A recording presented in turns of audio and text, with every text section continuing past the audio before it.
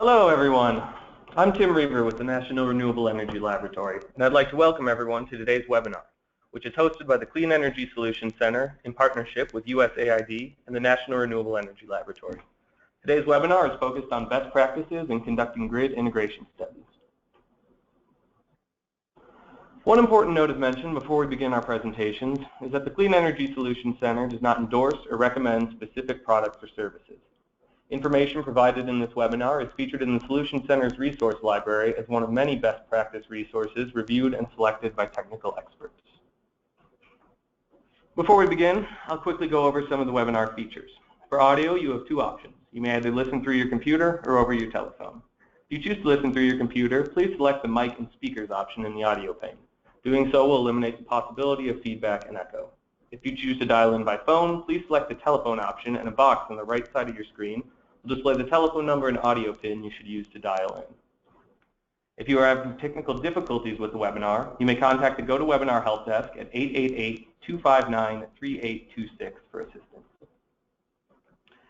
If you would like to ask a question, which we certainly encourage, we ask that you use the questions pane on the right side of your screen where you may type in your question.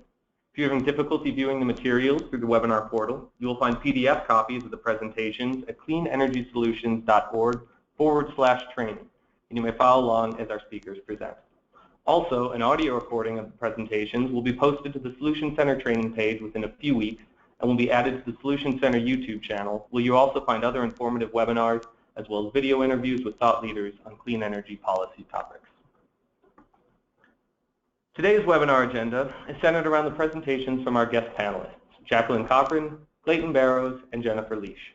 These panelists have been kind enough to join us to discuss best practices in conducting grid integration studies, including several case studies that highlight examples and lessons learned from grid integration studies that have been undertaken globally.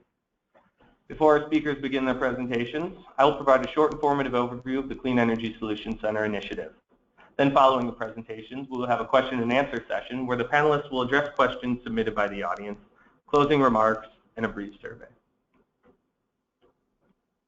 This slide provides a bit of background in terms of how the Solutions Center came to be. The Solutions Center is one of 13 initiatives of the Clean Energy Ministerial that was launched in April of 2011 and is primarily led by Australia, the United States, and other clean energy ministerial partners. Outcomes of this unique initiative include support of developing countries and emerging economies through enhancement of resources on policies relating to energy access, no-cost policy expert assistance, and peer-to-peer learning and training tools such as the webinar you are attending today. The Solutions Center has four primary goals. It serves as a clearinghouse of clean energy policy resources. It serves to share policy best practices, data, and analysis tools specific to clean energy policies and programs. It delivers dynamic services that enable expert assistance, learning, and peer-to-peer sharing of experiences. And finally, the Center fosters dialogue on emerging policy issues and innovation around the globe.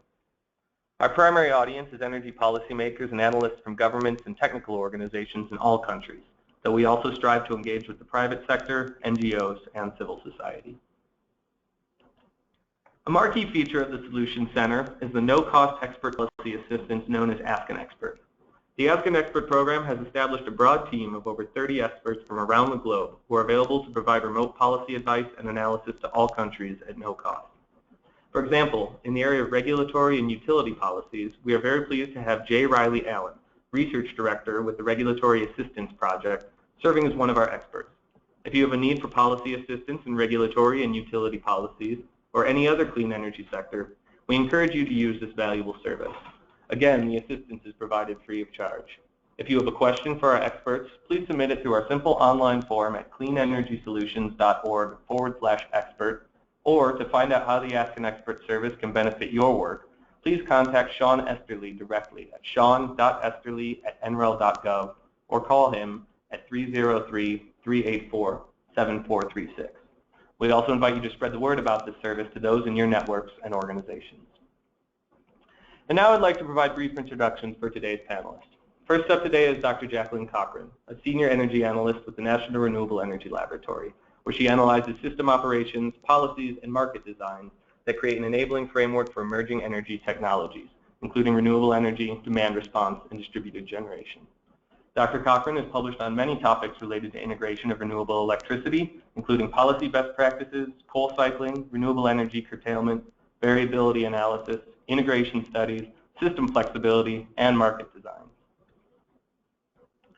Following Dr. Cochran, we will hear from Dr. Clayton Barrows. Dr. Barrows is a member of the Energy Forecasting and Modeling Group at the National Renewable Energy Laboratory. His research focuses on improving the technical and economic efficiency of electrical systems through advanced computation and analysis. At NREL, Clayton focuses on electric system planning and operations models. And finally, we'll be joined by Jennifer Leash, who will be moderating the question and answer session. Jennifer is a climate change mitigation specialist in the USAID Office of Global Climate Change, where she supports the U.S. Enhancing Capacity for Low Emission Development Strategies program. Jennifer manages the USAID Greening the Grid partnership, and she directs agency work to account for greenhouse gas emissions reductions as a result of USAID clean energy programs. And with those introductions, I'd like to go ahead and welcome our three panelists to the webinar.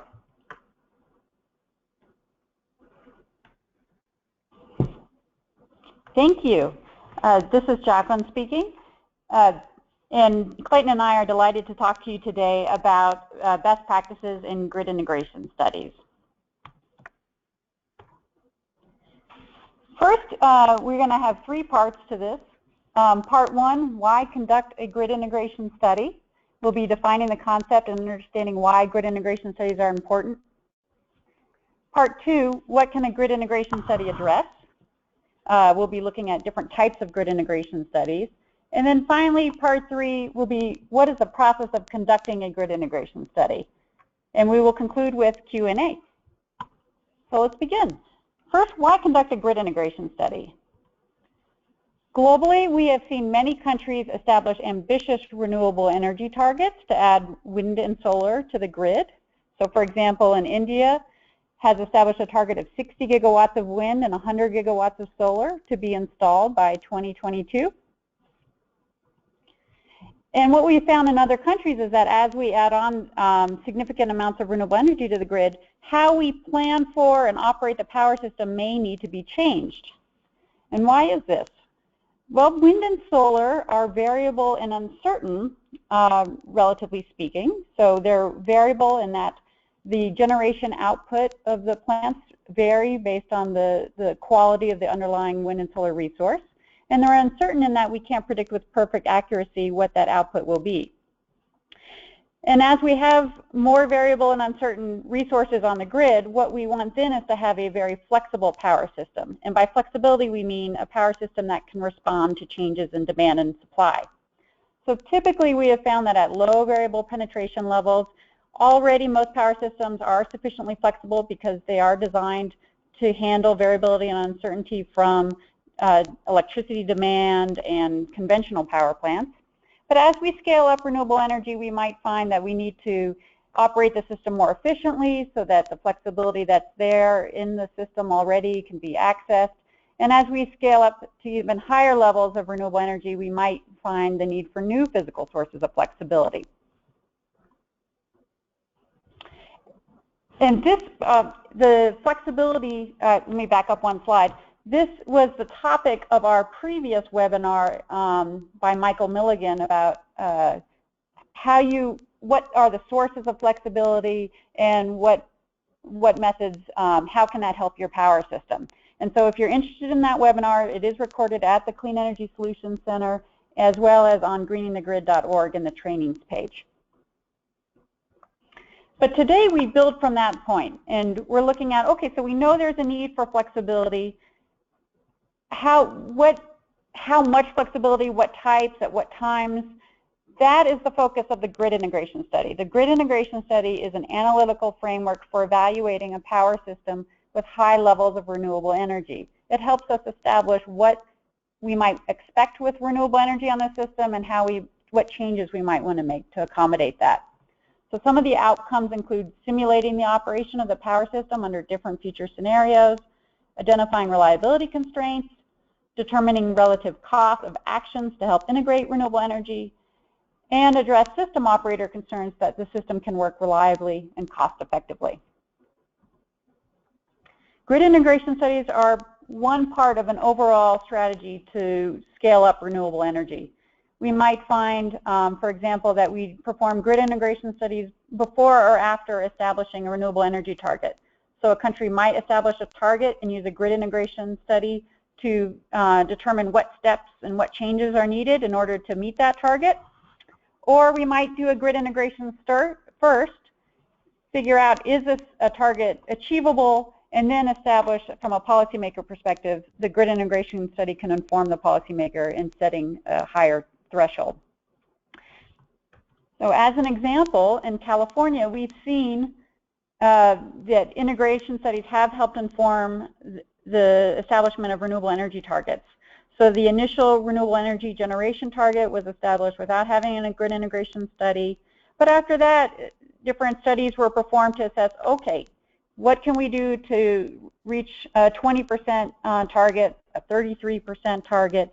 And last year, the company E3 conducted a study that shows how might the grid operate at a 50% renewable energy target. And then this year, the legislature passed a new target establishing a 50% goal for renewable energy. So we have found that strong stakeholder engagement is key to building confidence in the conclusion of the studies. These studies are not done in a remote office without any input from others. We want to have industry concerns and expertise represented in the studies. And we've also found that in practice, system operators have been incredibly creative in solving challenges to meet each of these interim targets. So part 2, what can a grid integration study address? I want to start with focusing on the aspect that there are no two grid integration studies alike. Each study is customized to investigate a particular concern. So on the right side of the screen, we have 12 studies, and each of these has addressed its own specific question. So when we start a grid integration study, we're answering a particular question. And then the methodology that the study takes will depend on what is of interest.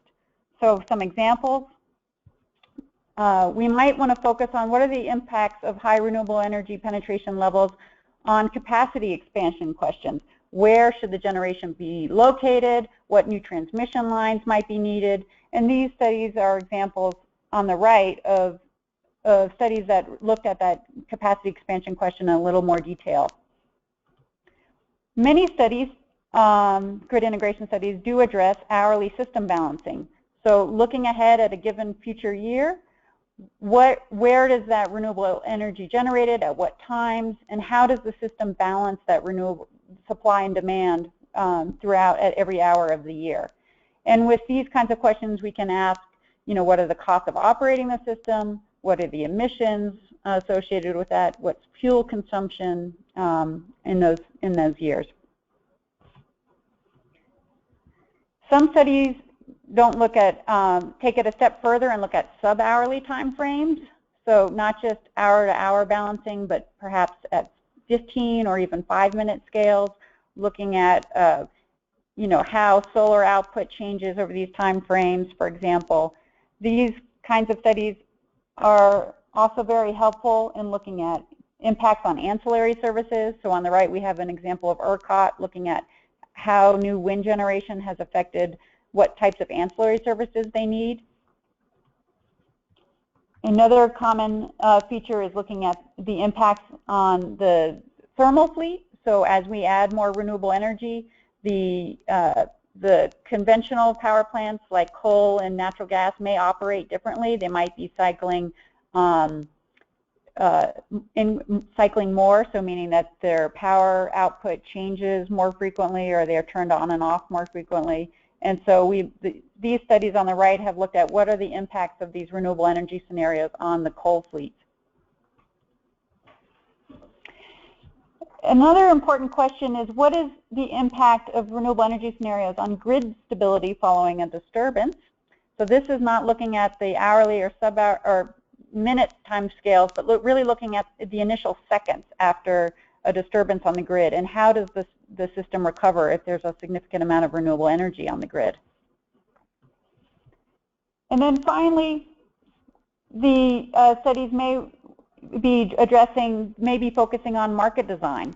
So once we have all this renewable energy on the grid, how do we want to operate markets, balancing between different grid control areas to help improve the efficiency of the market operations, and what changes to markets might we need, either ancillary services or capacity markets, for example, in order to accommodate cost effectively the renewable energy. Now I am going to turn the discussion to my colleague Clayton Barrows, and she will take it. Going from what Jacqueline, good morning, this is Clayton. Going from what Jacqueline was saying about the variety of studies and how each study can address a different topic, there's a variety of different solutions that can address needs in different ways. And this figure here shows a variety of interventions, and we call this the flexibility supply curve, where each option here has a different intervention that can provide flexibility in a different way. And so we have different interventions on the x-axis, and the cost of implementing, or generalized cost of implementing those interventions on the y-axis. And as you can see here, there are a variety of options that include everything from changing how the system would operate to introducing different market actions, leveraging the responsiveness of load resources, increasing the flexibility of generation resources, changing how the network is configured, so either adding more transmission or using transmission in a different way than it is traditionally. And then ultimately, sort of everyone thinks of storage as the ultimate flexibility option.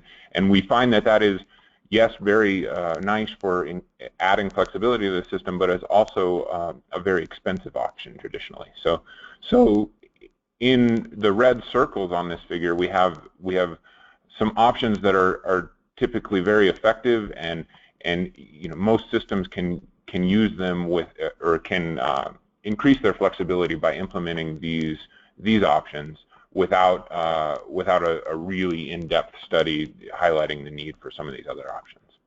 So this is just a nice way of thinking about the ways to increase the flexibility of a system.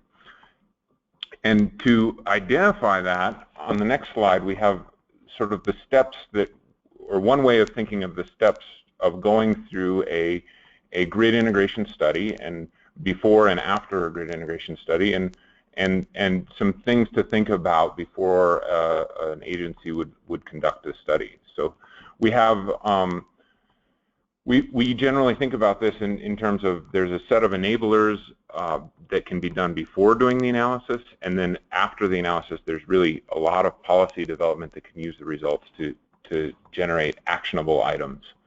But before the study, enablers include implementing some of those known effective solutions that we talked about on the previous slide. So some of those are known effective solutions. There are others as well.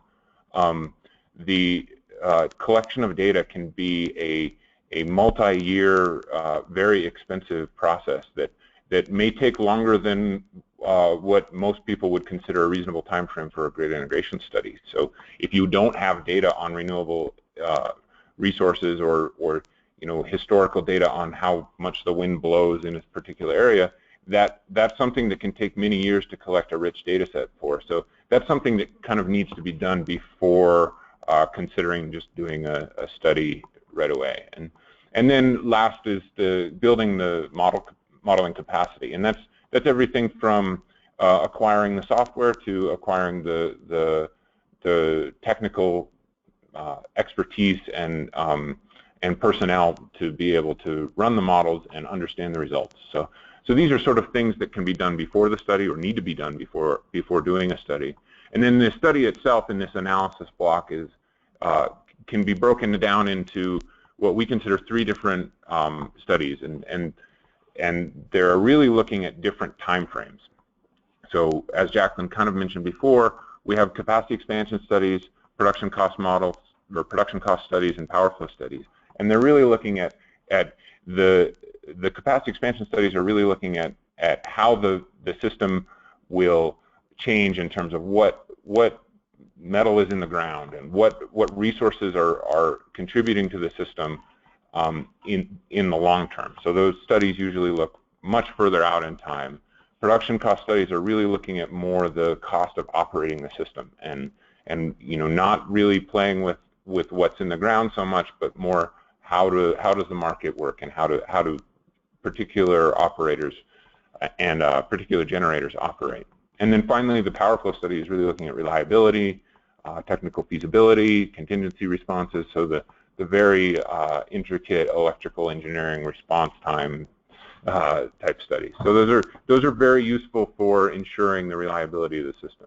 And then ultimately, all of these can be designed and executed and ultimately presented with an eye towards policy development. So, with the eye towards generating really policy relevant results, then the ultimate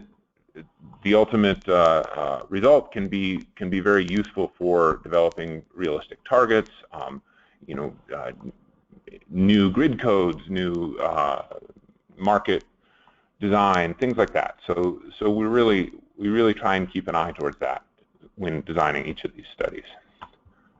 So to go into a little bit more detail on each study type and maybe an example of each one, we'll talk about them individually. And so when considering how the system might look in the future, so 5, 10, 20 years out, we might consider doing a capacity expansion modeling study where we're optimizing resource planning and optimizing the capital expenditures and construction of new resources to minimize the cost of both capital investments and operations, subject to a number of constraints. And so usually we're looking at different policies. So if you want to meet a certain renewable energy target, or if you want to test the options that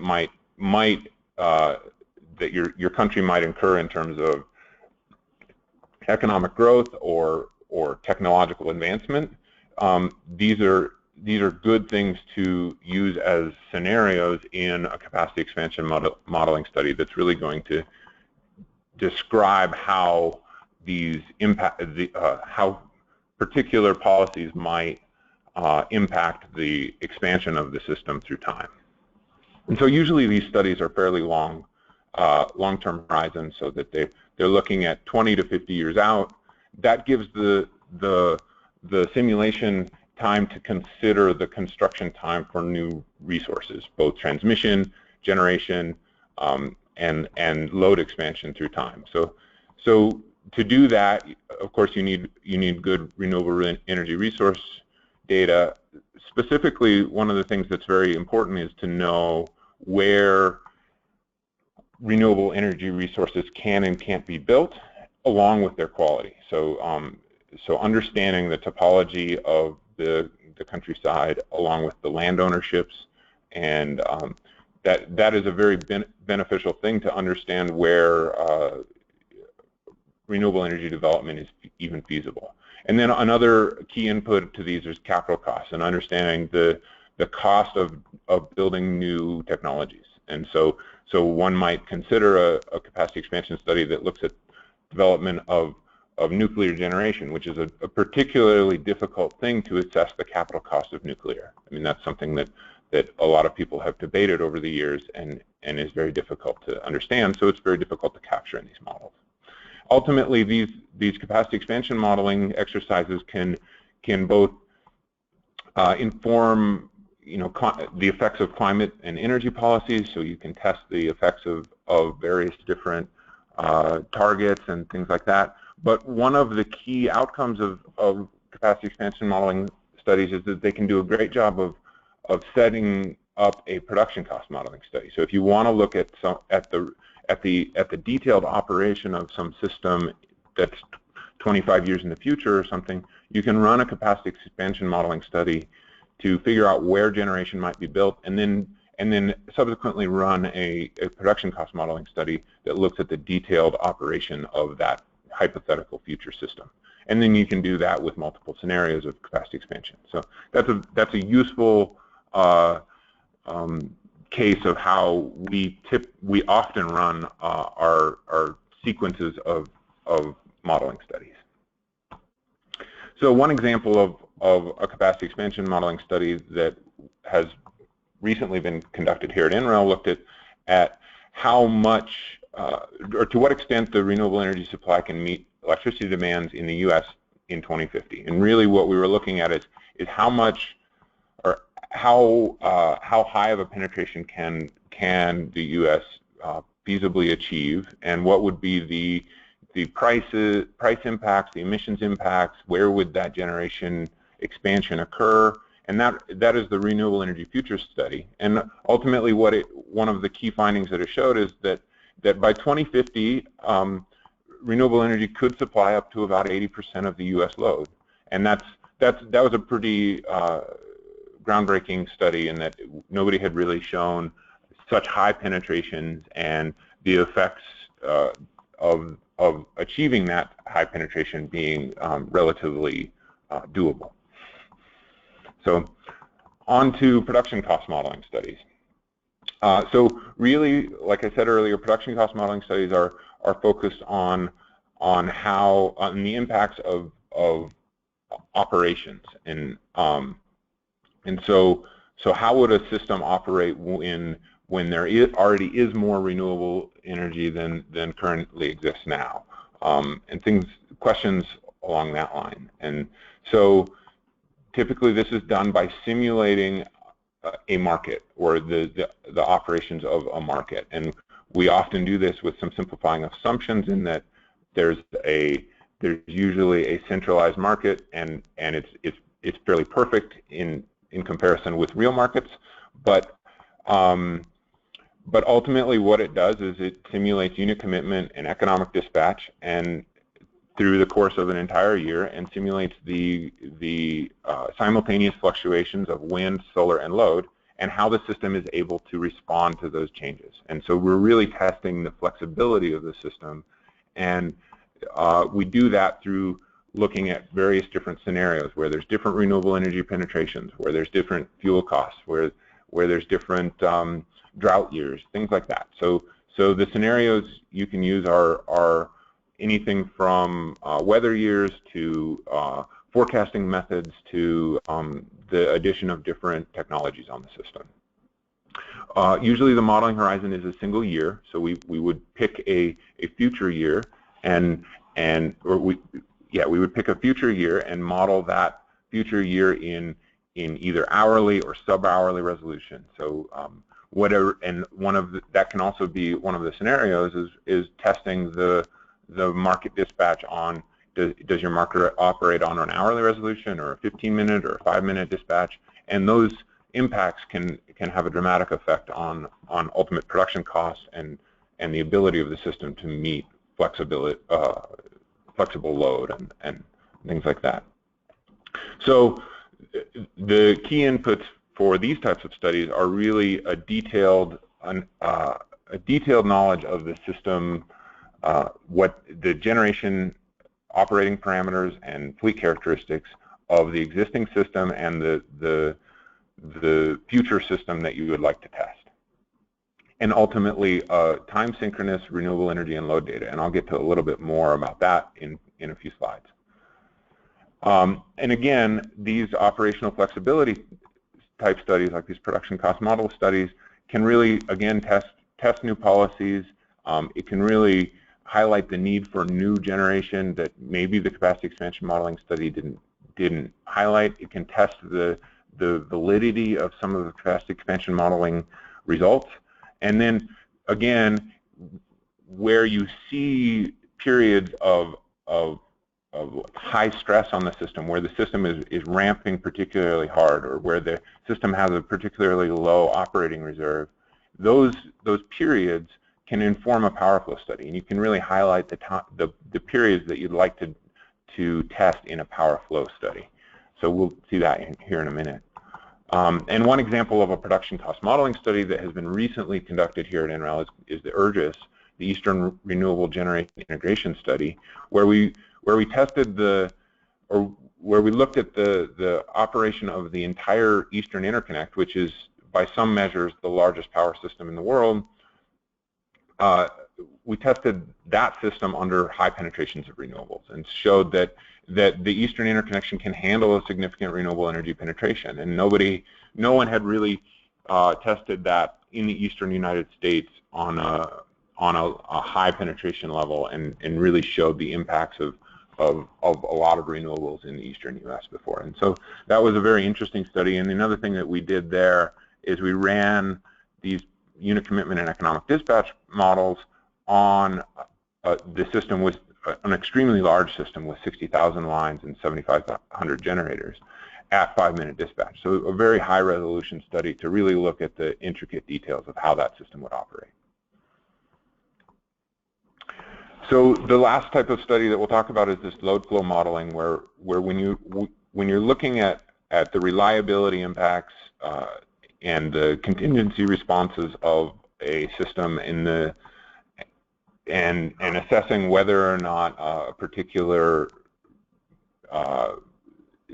unit commitment period or is going to be reliable, that this is the type of study you want to do. And this is really looking at that sub 5 minute or sub 1 minute down to 5 seconds or less,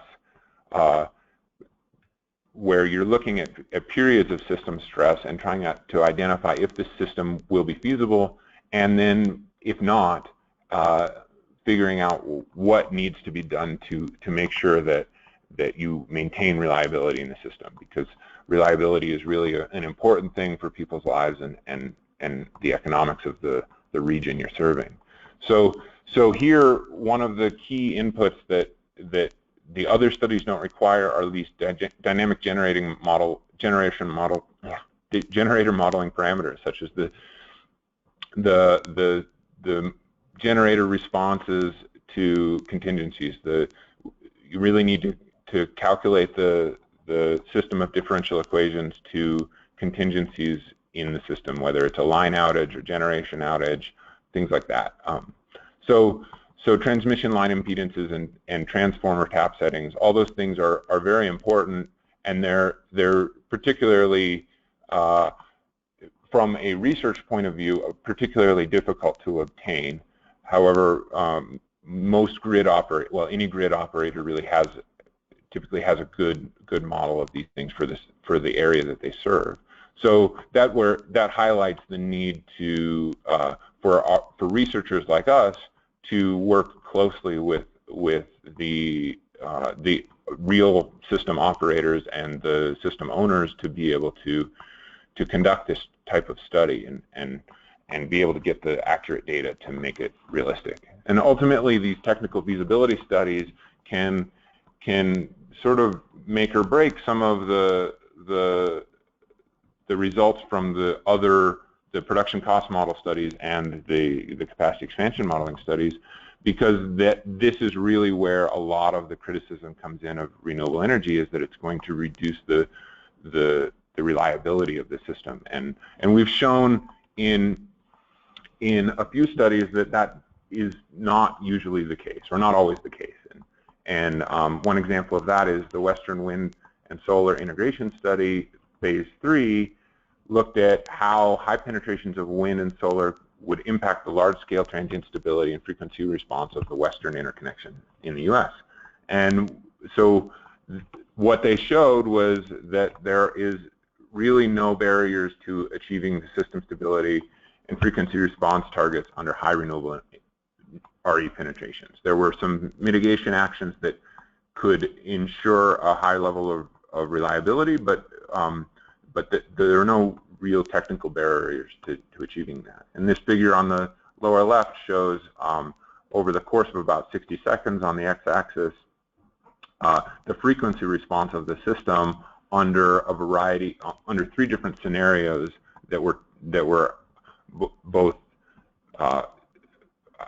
generated through capacity expansion, tested in production cost modeling, and ultimately implemented in a load flow study, where these various different renewable penetrations and the specific periods that we were looking at, the frequency nadir and the frequency response of the system was well within acceptable terms. And so these load flow studies really have shown that even with high penetrations of renewables, you can operate a system reliably. And so in part 3, if you want to actually do one of these grid integration studies, how would you conduct one of them? What is the process of conducting a grid integration study? And so these steps highlighted here show steps that need to be taken, not necessarily always in one after the other, but steps that are necessary to conduct a grid integration study. Collecting data, developing scenarios, simulating the system, and analyzing the report are one way to break down the steps, and something that we have found to be very effective. One thing that you can note in this slide that is consistent throughout each one along the bottom is that stakeholder meetings are really a crucial part to conducting a successful grid integration study. Having a stakeholder engagement throughout each phase will ensure that people believe the results, and that the results are something that can be relevant to policymakers and ultimately be useful in the real world. So, and we'll go through step 1 a little bit, where data collection is it's a significant step, often something that might need to be started before one would consider a grid integration study. And so wind and solar profile development, what you're looking for is not just how much resource is available. So you want to look for land or sea area that is feasible for development of wind and solar, but also the specific times at which and relative to each other, you need to have time synchronous data, which we'll talk about in the next slide, wind and solar and load profile development. So that is really useful, especially for production cost models where you're looking at how the system will respond to the various inputs at the same time. And so developing those wind, load, and solar profiles, load is not on here, but maybe should be, is very important. And then multiple years of wind of each of those profiles is useful to understand whether you've had a high wind or low wind year. But really, when you're looking at production cost modeling studies, you really look at those time synchronous periods. The other thing that's very important is existing system data and understanding the system that you have in place. And there's been a lot of work here in the US that has shown that even some of our better models of the existing system is really not good enough, and they're not representing reality, and that they don't show which generators have automatic generation control and things like that. And that's a real problem, because sometimes the studies are coming up with results that are not realistic because we don't have real system data. And the proprietary nature of all the generators' operating data, it makes it a very difficult problem to collect system data, which is something that is easy to overlook. And this next slide here shows the importance of time synchronous data, and this is an example of the Texas system that's operated by ERCOT. And unfortunately, I don't have solar on here, but we have a wind profile, a load profile, and then if you subtract the wind from load, you have a net load profile in green. And it shows that the interaction between load and wind can create dramatically more ramping in the net load. So since wind is more or less a free resource once it's installed on the system, you typically don't want to not use it if it's available. The net load is really what the rest of the system is going to have to respond to. And what was shown here is the net load is requiring considerably more ramping of the conventional generation fleet, and so that poses a challenge for operators, for conventional generator owners, and for the market itself to compensate those resources for the additional stress and things that they're providing to the system. But this slide really shows the importance of making sure that you have not TMY or typical meteorological year where it's average profiles or anything like that, but really the time synchronous wind and load in this case, and then solar is also very important to add that on top of here. And with that, I'll turn it over to Jacqueline to talk about scenario development. Oh, sorry, I'll keep talking about scenario development. So here we have generation scenarios where we're looking at different wind, solar, conventional, and demand response generation profiles. So in the case where you have more wind and solar developed to the system, or you've added demand response, or residential photovoltaics becomes a significant contributor to the system, all these things can provide generation scenarios. Transmission scenarios are very useful because they're particularly hard to model in a way that a model would optimize transmission development. So it's almost always easier to simply identify options for transmission expansion outside of a model and then just test them as scenarios. So one would say, we would like to see about building a particular line, and you test the system with and without that transmission line.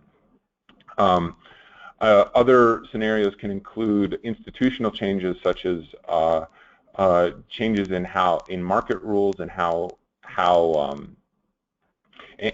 or reliability rules, where they really affect how the system is operated and not necessarily affect the physical capabilities of the system. But they can have a dramatic effect in the production cost or the reliability of a system. And then once you develop all those scenarios and really you can really design a study around scenario development and make sure that you have a range of scenarios that highlight what you're trying to study, then you can compile all that data into a consolidated database and build out in some sense a matrix of testing the combination of these different scenarios. And we do a lot of this in our production cost modeling studies, where we're testing both the impacts of high transmission development and a lot of solar or something like that. There's some really great examples of that in the URGIS study where we tested various different levels of transmission and various different penetrations of wind, solar, or both. And so those were really interesting. But all of that is important to test against a base case scenario, or a scenario that either is business as usual in the future year and even compares back to an existing year. And so those are useful things to test null hypotheses. If we did nothing, what would happen? And if we were to try and achieve these various different penetrations, what would happen?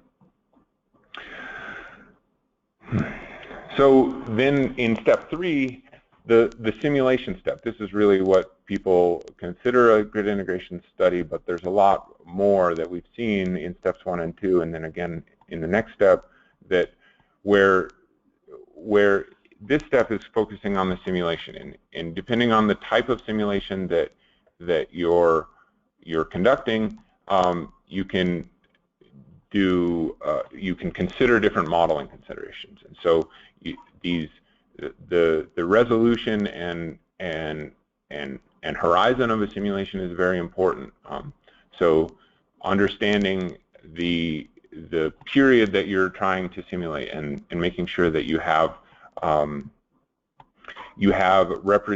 representing the capabilities of your market, and you're not losing flexibility options by only considering multiple hours of dispatch instead of down to 5 minutes or something like that.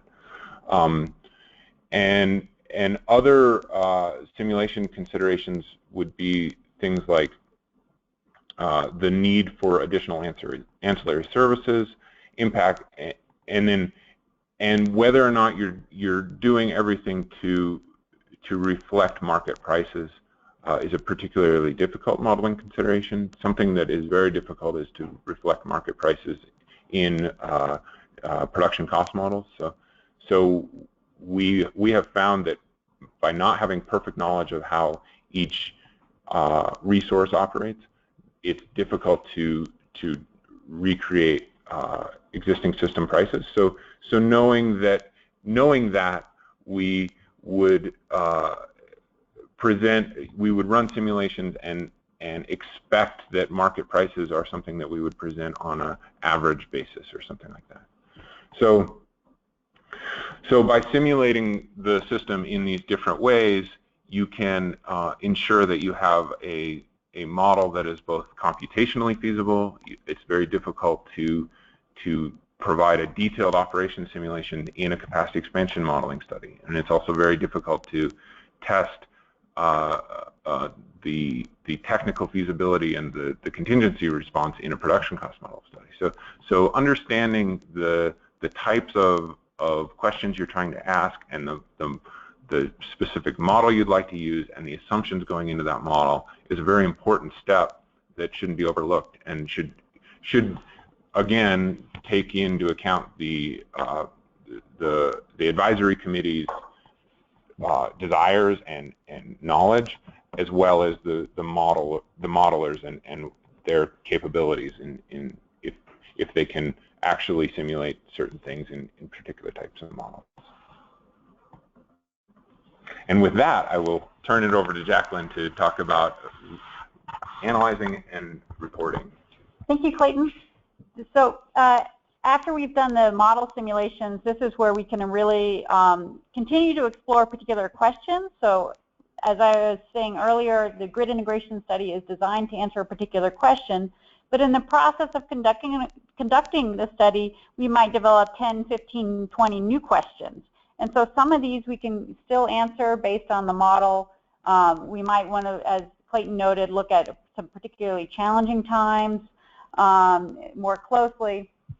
But in this step, we can also summarize how the power system operates. What are the costs? What's the fuel consumption? Looking at each generation, at each plant type in terms of what's the installed capacity and the generation during that year, what's the level of renewable energy curtailments, and to the extent that's possible, a cost-benefit analysis of specific integration options.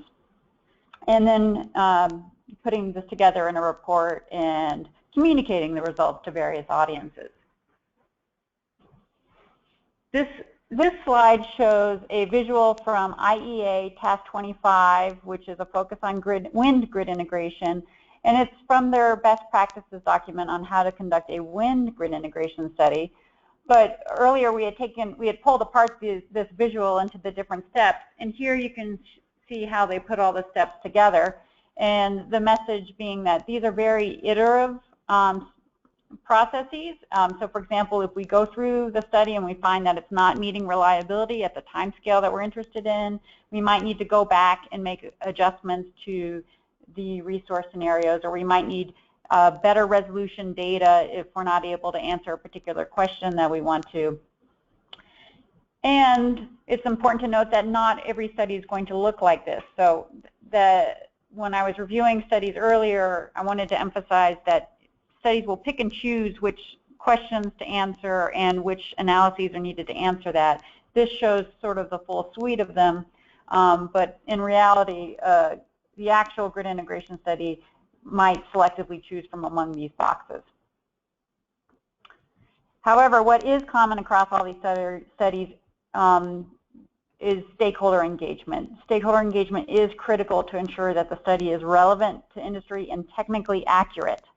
And one way a typical way that a lot of the studies have addressed this need is to develop a technical review committee. There are many purposes of a technical review committee. One is to assist the modelers in guiding the study objectives. So what is the question that we're asking? What is the which future year are we looking at? What are the future scenarios that we want to address? You know, in the sense of what does that future system look like?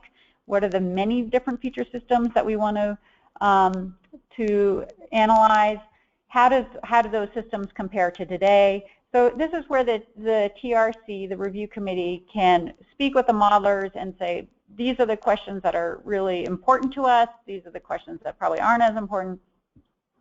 The TRC also reviews study assumptions. You know, so Clayton described a lot of the simplifications that need to be made, and so here the TRC can review those assumptions. And then also the TRC endorses the technical rigor of the study. And this is why it's important to have a TRC that's well represented by the industry. So on the right, I show some example TRC members, system operators, utilities, renewable energy plant owners or operators or developers, similarly conventional plant owners, transmission developers, regulators, public advocates. If you've got a TRC that's well represented, then if this TRC then endorses the conclusion of the results, that lends more credibility to the study for others to look at and say, oh yes, these interests and expertise were all represented on the study. On this slide, I show you an example of some of the TRC members on our recent Western Wind and Solar Integration Study. So this is not a full list, but it does give you a sense of who is on the committee. So we had system operators that included vertical utilities, also some of the wholesale market operators. There are also other private sector companies on the TRC, as well as the Department of Energy. And then there were a number of research institutes and organizations, some that were looked at, you know, like EPRI is focused on reliability. We have a number of the DOE national laboratories, the Utility Variable Integration Group, the Western Governors Association to represent different state governor interests on the study. So this just gives you a flavor of the type of TRC, and that these are also very large. They can be 15, 20, even 30 people. And they'll meet maybe, you know, 4 or 5 times over the course of the study, sometimes in person, sometimes by phone meetings. So here are some tips for conducting your own grid integration studies, starting with, crucially, a clearly defined study question. What is it that you want to learn? So if you're interested in the reliability of the study, of a system with high renewable energy, reliability is measured at different time scales. We've talked about all those time scales today, from the seconds, you know, after a grid disturbance, to the long-term adequacy of the system and meeting future demand growth. So picking which aspect of reliability and what metrics you're going to use to measure that. And also, you'll probably be looking for a cost-efficient set of solutions for the grid integration future. And so cost-efficient for whom, at what time? Do you have the tools to answer the question that you want? So Clayton described, you know, 3 different types of tools. Are you using the right tools to answer your question? And then, importantly, do you have the data to use those tools and answer your questions? And if not, where can you get the data? There are, we described earlier how time-intensive and it can be multi-year. There are also ways to do this. There are a number of commercial data sources available for some types of renewable energy production. So time can be saved by purchasing some of this data. But it is important to look into what the data options are, and because data has very different characteristics depending on what your question is, you want to get the right data. Transparency is the process for developing methods and assumptions for your analysis transparent, and similarly, is it peer reviewed? Do you have impartial external experts reviewing the results? So in conclusion, we want to leave you with a few just key messages. A grid integration study provides a power system specific assessment of the challenges and solutions associated with future RE scenarios. Grid integration studies evolve over time. Each study frames the key questions for subsequent efforts. And so we've described some of the studies here where we start a study with one question, So for example, with our Western Wind and Solar Integration Study, we start with the question of, how do you balance a system with 35% renewable energy on the grid? The second study looked at, well, can the coal plants actually operate under those conditions? What is the cost impact of that? And then the third phase of the study looked at how can you maintain that system after a grid disturbance. So once you establish a validated model, you can use this model to answer many different questions in the future. And undoubtedly, if you conduct a grid integration study, you will be raising more questions that you want to answer. Stakeholder input should inform the communication of results to ensure that the study outputs are actionable and policy relevant. And then the ultimate goal for the studies is to give the power sector stakeholders the information and confidence they need to take action to meet renewable energy targets. I invite you to come to our website at greeningthegrid.org. We have a number of resources available there, and including this webinar and the previous webinar I mentioned, and also some fact sheets, case studies, and other resources on particular topics like forecasting or ancillary services. So please come to this website.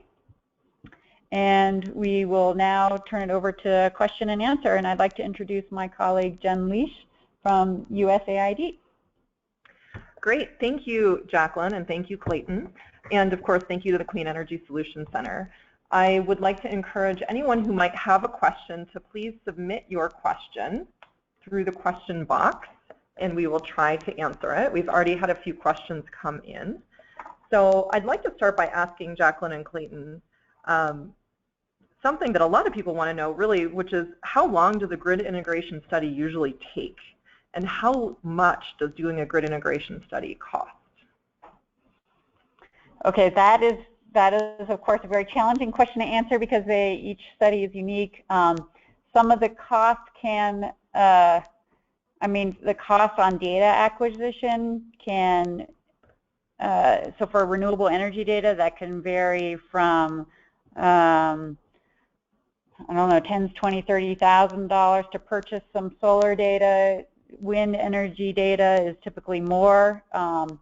There's also time involved in collecting generator data. Now, if you have data available through some of your industry colleagues, so for example, the system operator might have power flow models where they already have generator characteristics in there, that can save some time in collecting the data. So there's a broad range in terms of the price of the data collection, and then the labor cost is specific to the source of labor, but let's say it could be low hundreds of thousands for a small system and a few million for really large complicated systems, and anywhere in between depending on the level of detail you want.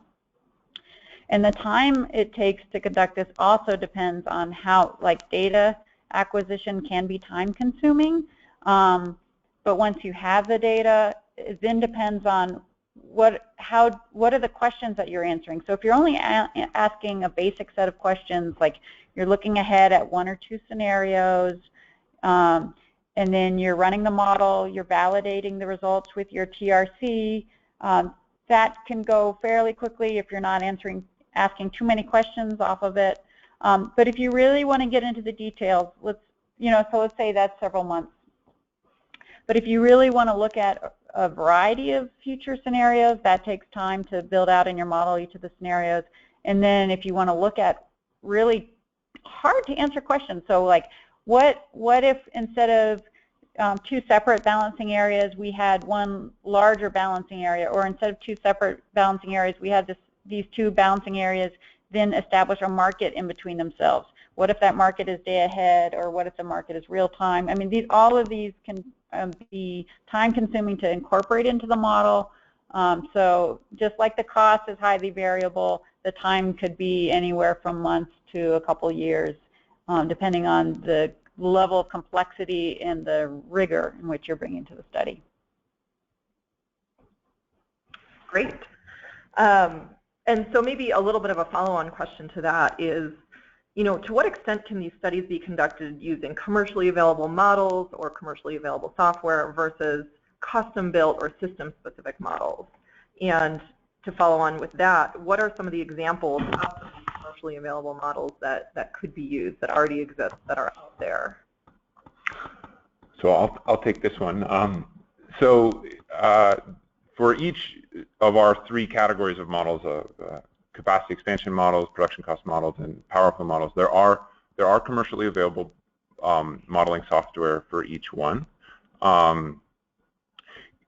That said, capacity expansion models are the ones that I'll say are most frequently developed on an ad hoc or in-house basis. That's due to a number of things. A lot of them consider different options when looking at capacity expansion. Some of them do more consideration of economic development. Some of them do more consideration of renewable resources. So we at NREL, we do a lot of developing our own capacity expansion models. We don't do a lot of development of production cost models or power flow models. So an example of our most widely known in-house developed model is called REEDS, and I won't go through the labels of the acronym because I'll probably get it wrong. But there are commercially available capacity expansion models from Energy Exemplar, from a few other entities, and there are several, but I can't go through a comprehensive list. For production cost modeling software, this is one where commercially available software is sort of king, and that's due to the complexity of considering all of the variables in a capacity expansion model, and a lot of times to get industry accepted results, it's important to use a software that is widely accepted in the industry. And so there are a number of those from sources such as GE, Energy Exemplar, Ventex, and then there are several others. I won't go through a comprehensive list, but those are widely available commercial models. They're very expensive generally, so something to consider. And then in terms of power flow models, there are really two that jump out that are from GE and Siemens, and they are typically not a ad hoc self-developed model, but more often you would use a commercially available software. So. Great. So we had a question come in about different experience and different approaches in countries outside of the U.S. So what type of approaches or experience can you speak to working on these studies in countries that are perhaps island nations, or in countries where there is not a lot of data availability or poor data quality, or in countries, for example, that instead of having a market are a more vertically integrated system? So, okay, so a number of questions there. Let me start with a few of the easier to answer ones. If a country does not have much data, the grid integration study, let's assume that country doesn't have significant renewable energy. I would approach grid integration thinking about other actions that the country could take where they don't need that integration study to prove that that is a cost-efficient action for them. So, for example, forecasting, what are some methods that they can use to improve forecasting? The country could start with that. They don't need the grid integration study for that. Moving from hourly to sub-hourly dispatch is another known effective mechanism that can improve the integration of renewables, again, starting there. And then I would save the renewable, if there is limited data, then we could, take time to build up that data and not rush into the grid integration study right away if there are other actions that the country can take. On the markets question, our presentation really applies to wholesale power markets or vertically integrated areas. So, for example, the Western Wind and Solar Integration Study, most of the West in the United States are vertically integrated utilities.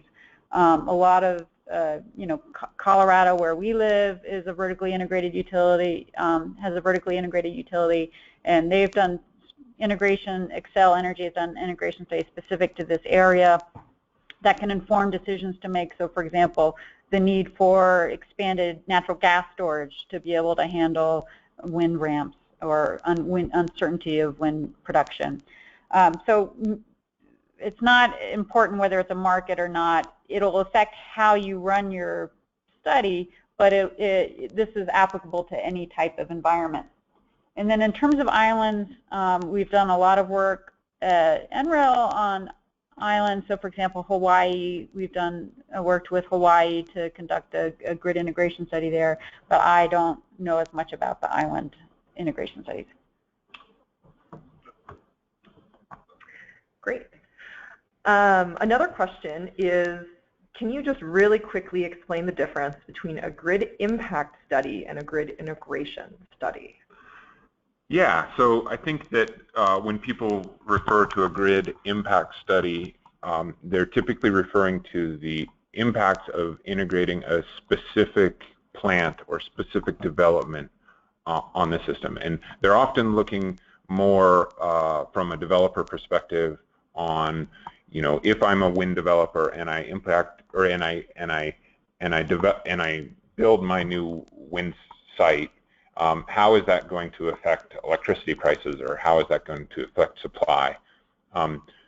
And really, a grid integration study is looking at more the system effects and a system-wide development towards higher renewable penetrations. And so we're looking at you know, developing the best resources from a cost-effective standpoint in the model, and then looking at how the system is going to respond to that increased penetration of renewables, how the emissions of the entire system is going to be reduced, things like that. So really the grid integration studies are more of a system-wide study.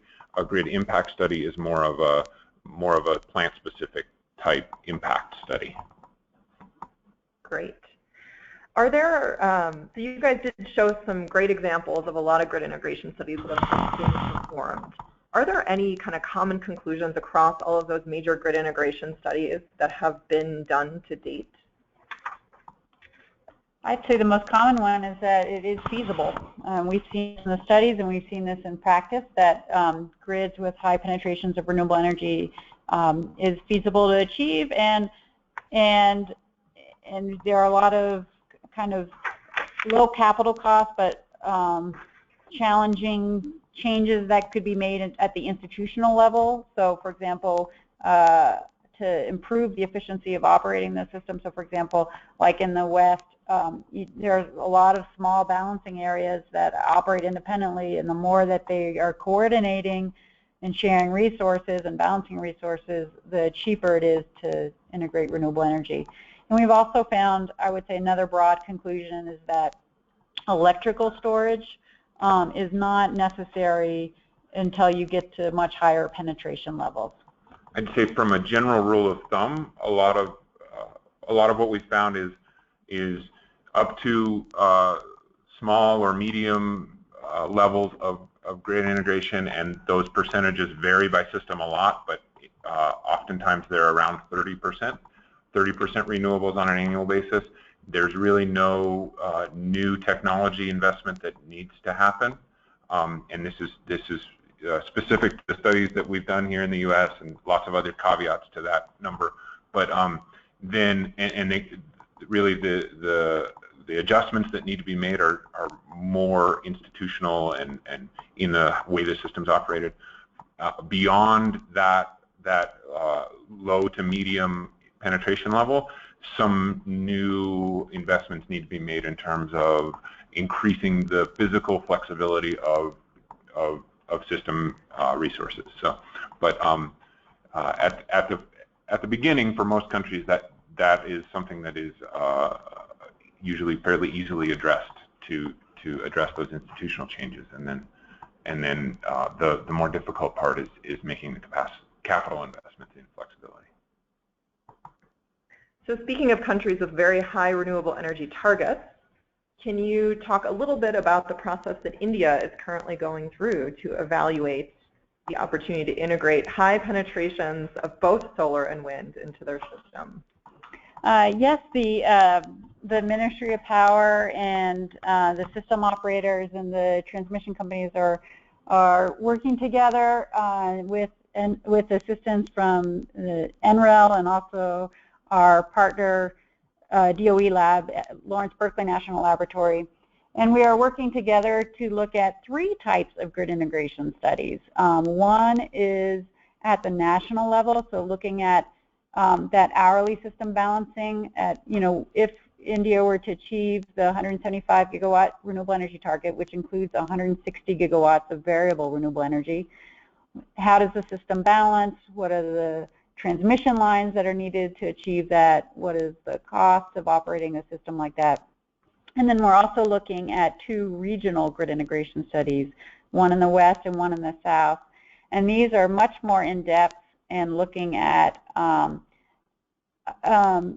transmission at the within the state and how the transmission lines are used.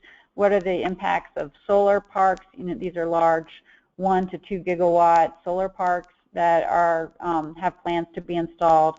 And then also looking at what are the changes they could make in terms of better coordination between states. What are some market rules that could be done? This is still pretty early in the process, so the first technical review committee meeting will be coming up soon for each of these studies, but I would expect to see results for the national study next summer and for the regional integration studies next October, November, and feel free to check in with me if you want updates. So in a place not only in India, but in the US, and through your experience in doing these studies, can you talk a little bit about how a grid integration study relates to integrated resource planning or that process in itself? Do these happen simultaneously? Does one come after the other? Yeah, so the IRP process is something that is usually taken on by the system owner, system operator. So a utility is usually the person doing, or the entity that's conducting an IRP. And that really reflects more of the capacity expansion modeling type studies that we've been talking about. And capacity expansion modeling studies can really take the shape of IRPs or more of a national type study. So a lot of times capacity expansion modeling studies that are looking at specifically at renewables are looking at maybe even longer than an IRP type process. And so they're looking at maybe 50 years out, and they're really trying to understand the effects of some renewable energy target on emissions in the really long term, or prices, or how the build out of the country might look in the long term.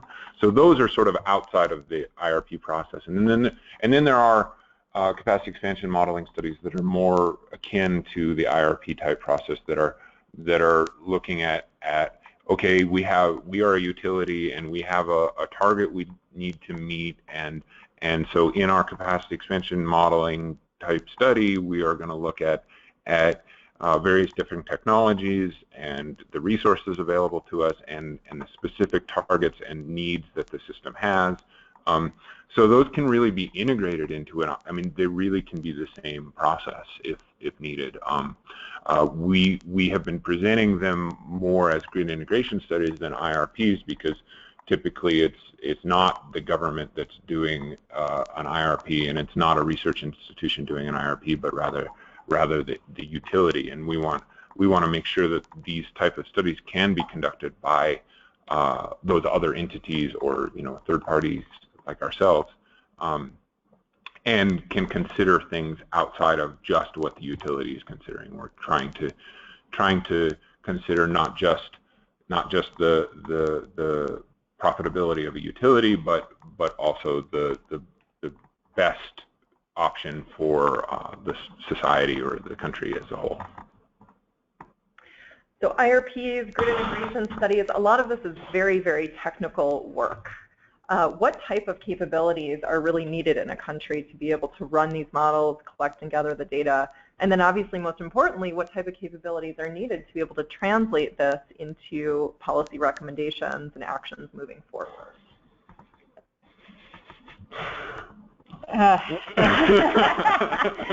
Hard question.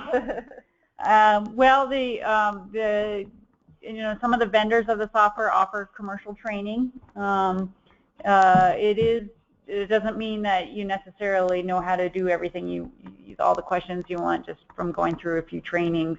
Our approach at NREL when working with our collaborators in other countries is to kind of walk through each of the steps of the grid integration study to be able to show, discuss with them, like, why are we going to take this methodology? Why are we picking scenarios that look like this and not that? Yeah, I mean, there's a lot of, all countries, all the power system, a lot of the power system folks in all these countries have a lot of the capabilities of knowing how their system operates. They know the generators really well. What are they capable of doing or not? It's usually just a matter of translating that knowledge into the modeling inputs. So that knowledge is there in many cases. It's just the modeling inputs and how to put the whole structure together. And it's not to be overlooked the translation of the results into something that's useful. A lot of times the people that are the most knowledgeable about how the system works and the existing resources on the system, they also have the most trouble presenting those results or new results into a policy relevant format. So that's a critical phase that's very difficult to make sure that the results that you get can be translated into a document or a set of recommendations for policy relevance. And so it's something that needs to be considered, and something that can be considered when creating the team that will be doing the study, is making sure that you have a good communications plan in place to make sure your results are widely accepted and usable. So we've had a lot of questions come in, and I think this is going to be the last one. Really, to tie everything together, what are the recommendations that you would have for making sure that these studies are actionable and credible to policymakers? Because ideally, that's the aim and what we're going for. And to that end, there is a disconnect, for example, between 4-year legislation terms and 10 to 20-year planning timelines. So are there things that can be done to bridge that gap? Are there recommendations that you have for making sure that these things are actionable? Well, fundamentally, having this grounded in the technical review committee and the stakeholder concerns. So if the study is conducted without that, then the study will just go on a shelf and will be dismissed as not answering the specific concerns that system operator has. So that's to get the results to translation, you need to have the industry also agree with the results. And so that industry engagement is critical. And then it's also important to work with policymakers to sort of make sure that the questions you're asking are the questions that they're interested in, or maybe they don't know that they're interested in it yet, but that would be informative for what kinds of decisions they need to make. A policymaker might be on a 4-year legislative cycle. Some of the that doesn't preclude taking action on things. So, for example, setting a renewable energy target, or establishing, authorizing the regulator to, explore different mechanisms for balancing between balancing areas. There's a number of things. A rooftop solar program might be of legislative concern. How can we support rooftop solar? And the grid study could be looking at what is the effect. You could have a grid study that's very specific to the distribution grid and looking at what are the impacts of that, and being able to show that you can have higher renewable energy targets without a threat to the distribution grid or to the transmission grid. Yeah, I was going to just add that to ensure some of the long-term relevance of grid integration studies, although a study might be commissioned to answer a very specific question on a specific policy that is being considered or something like that, those types of studies at some point could also include, you know, new technologies that aren't necessarily widely deployed at the particular moment, but you know, including these options that aren't necessarily in the ground now or aren't necessarily on the horizon, but maybe very soon. Those things can help maintain the relevance of a study through time. So, for example, in the U.S., we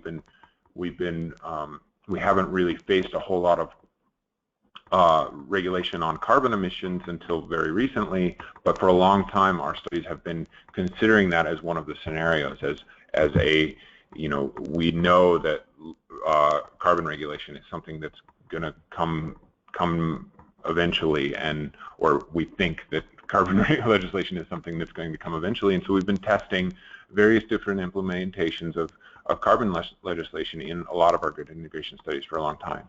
Similarly with demand response, and we don't necessarily know how demand response is going to participate in the markets, but we've been trying different ways and trying to add that into our grid integration studies for a while, in hopes that although a study might be trying to look at penetrations of solar, adding demand response might be one way that our study kind of continues its relevance into the future. Great, thank you both, Jacqueline and Clayton. And I just want to remind folks that if you do have any lingering questions, Greening the Grid does have a website with a lot of additional information, greeningthegrid.org, as well as an email address, greeningthegrid@nrel.gov.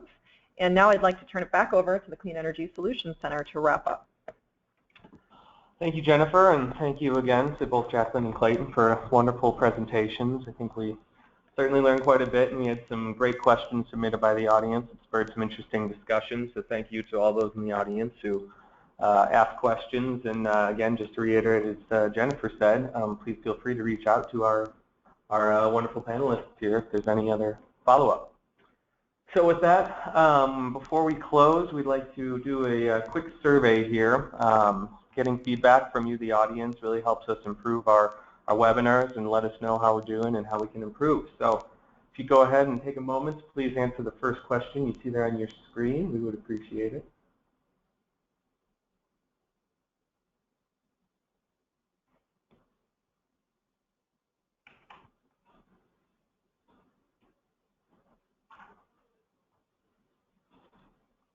Okay, and second question coming up here.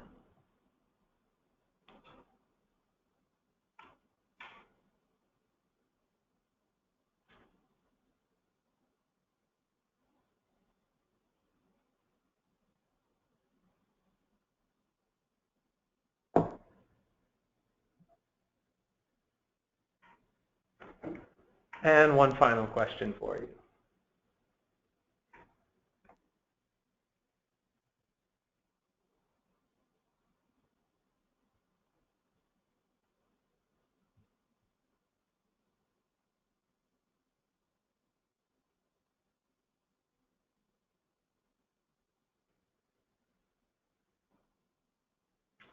Great. Thank you so much to everyone for answering those questions. Once again, on behalf of the Clean Energy Solutions Center, I'd like to thank all of our panelists as well as the audience for joining us today. We very much appreciate everyone's time. We invite all of our attendees to check the Solutions Center website if you'd like to view the slides or listen to a recording of today's presentation, as well as previously held webinars. You'll find the information on upcoming webinars and other training events as well. Additionally, we're also posting webinar recordings to the Clean Energy Solutions Center YouTube channel, which should be up there within about a week or so. We invite you to inform your colleagues and those in your networks about the Solutions Center resources and services, including our no-cost expert policy assistant known as Ask an Expert. So with that, I'd like to thank everybody once again and invite everybody to enjoy the rest of their day or evening as the case may be. We hope to see everybody at future Solution Center events. So thank you very much.